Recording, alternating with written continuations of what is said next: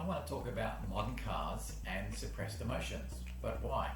What's the connection?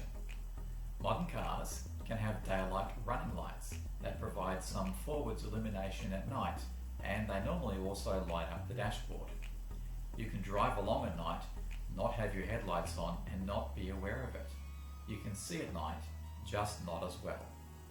To a survivor of childhood sexual abuse, you can have emotions, we all do, but they can be suppressed without you knowing about it.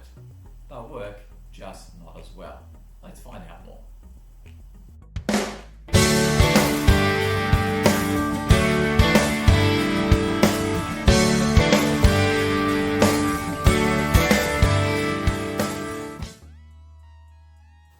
Hi, my name is Bruce. I'm a survivor of sexual abuse and I'm a Christian. You may not hear those two statements together all that often, especially from a male, and probably that's even rarer in church life, of which I've been in senior leadership roles for a couple of decades.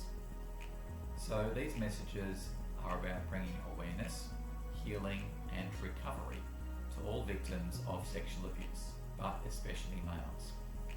It's about going from victim to survivor to thriver. Now I do wish to advise you of my disclaimer. I'm not a medical professional, but what I intend to share is what has helped me over the years. Like myself, you need to determine what you feel is helpful and suitable for you. Being emotionally shut down. Ever heard that phrase to describe someone, perhaps even you? Well, this message is part 3 in the Thriving series, and it will cover moving on from being emotionally shut down, specifically covering 3 areas related to that: the effects, its impact, and then the process on working through that and thriving.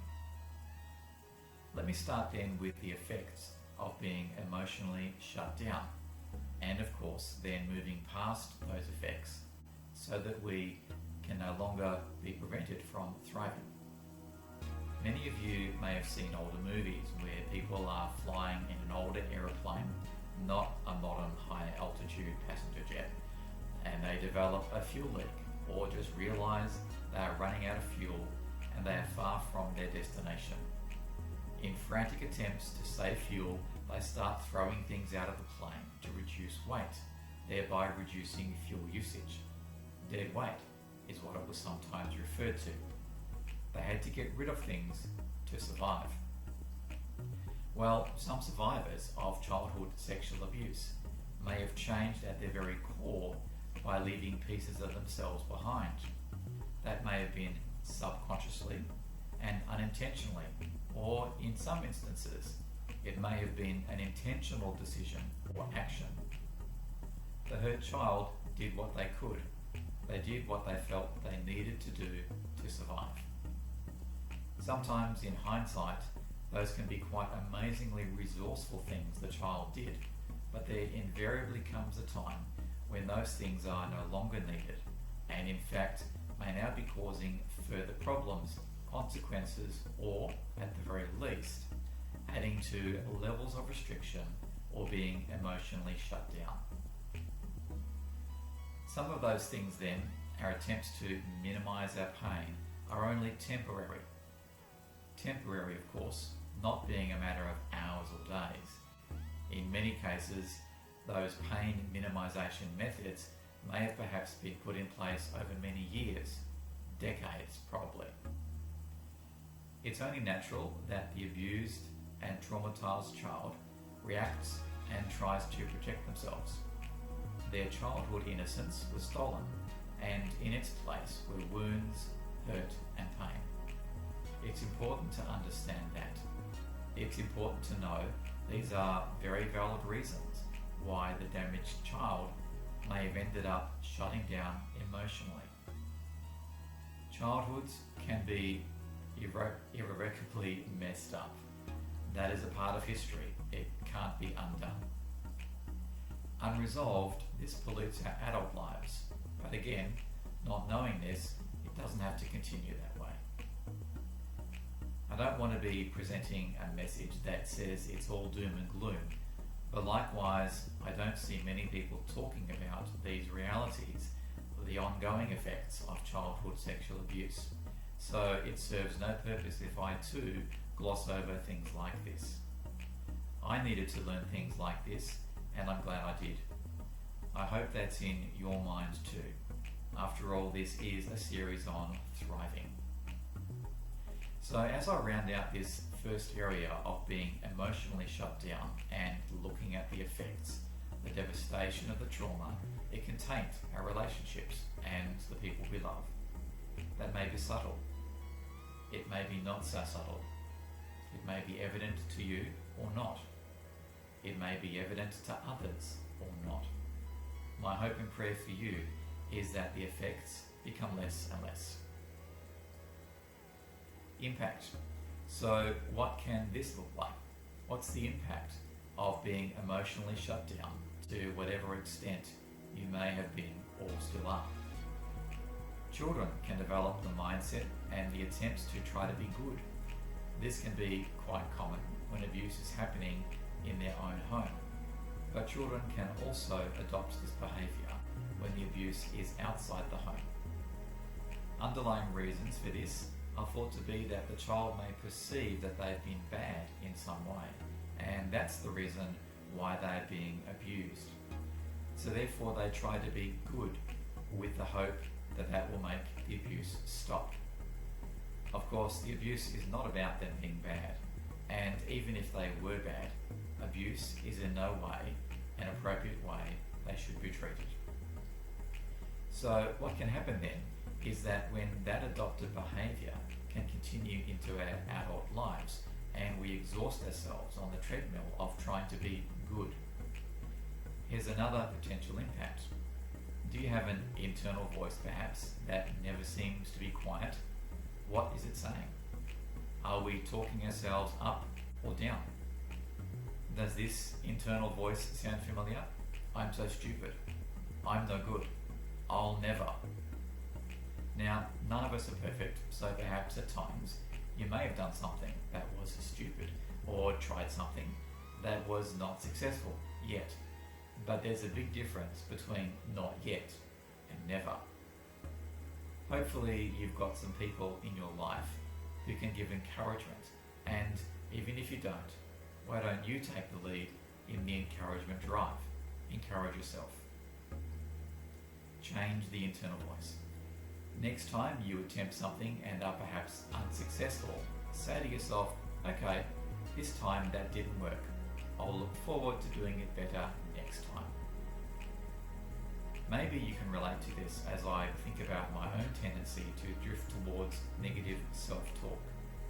I try to be, and I'm sure I am, often very encouraging to other people. I would never kick them when they are down. I will encourage them immensely, yet when it comes to me, I can be the first in line to discourage rather than encourage. So as I'm sharing this point with you, it comes from one who knows this happens.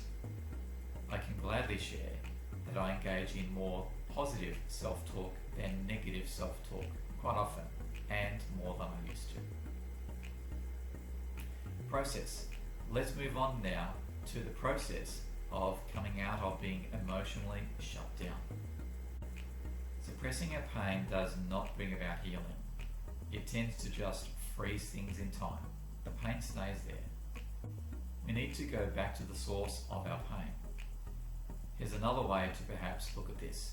If you get a minor cut, you'll probably clean the wound and protect it with some gauze or some other medical wrapping. But that's meant to be a temporary protection, just until the wound begins to heal. The gauze is a valid protection from other debris, but soon after the wound really needs to be exposed to the air so that it can properly heal. And again, if not done within a suitable time frame, all that happens is the healing is delayed. So going back enables us to go forwards, but of course it's not just the process of going back. It's to learn, grow, and change what needs to be changed. Just going back to remember can be counterproductive re-traumatize you. There needs to be reasons and action plans in going back to the source of the pain. Then the going back enables you to go forward.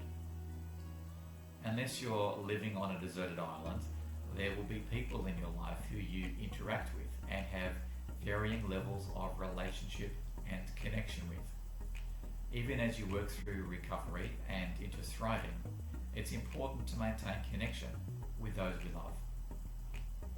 We need to talk and share at a level we're comfortable with. That will be different for each of you, and probably different for each person you relate to. As we explore feelings of a negative nature, we also get to discover positive things about ourselves. That's a great benefit, so try to keep that in mind throughout this ongoing process. As you know, I'm a Christian. My relationship to God is very important to me, and His help in my recovery has been equally important. What I believe is that God gave us emotions, and so healing should bring awareness of those emotions and feelings. If you're up for it, pray a bold prayer like this: God, help me feel my feelings.